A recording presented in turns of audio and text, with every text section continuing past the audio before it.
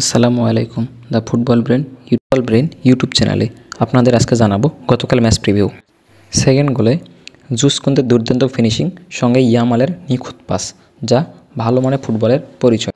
বর্তমান বিশ্বের সেরা রাইট উইঙ্গারদের একজন বলে বিশেষজ্ঞরা মনে করেন। এইগুলো জুসকোন্তের যতটা অবদান ছিল তার থেকে বেশি অবদান ছিল লামিন ইয়ামালের। অসাধারণ পাস, অ্যাটাকিং, দানি অলমোর মিস, সব মিলে অসাধারণ একটা ম্যাচ ছিল এইটা।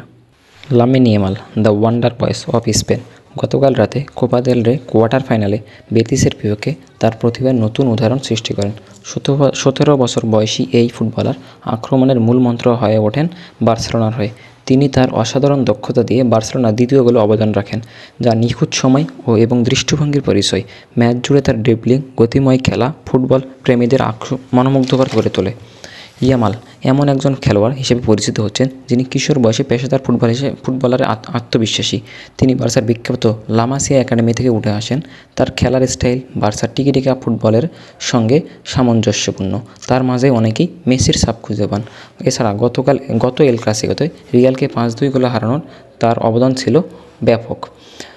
গত এল ক্লাসিকোতে রাফিনা, লেভানডস্কি, ইয়ামাল মিলে রিয়ালকে প্রায় ভাসিয়ে দিয়েছে 5-2 গোলের বড় ব্যবধানে। টানা 2টা এল ক্লাসিকোতে হারার বড় অবদান যেখানে লামিন ইয়ামাল এই মুহূর্তে বিশ্বের সেরা রাইট উইঙ্গারদের একজন। তিনি তার অসাধারণ ড্রিবলিং, পাসিং সেন্স সব কিছুতে এগিয়ে আসেন। গতকাল রাতে গাভি তো ম্যাচ শেষে বলেই বসলেন, ইয়ামাল এই প্রজন্মের সেরা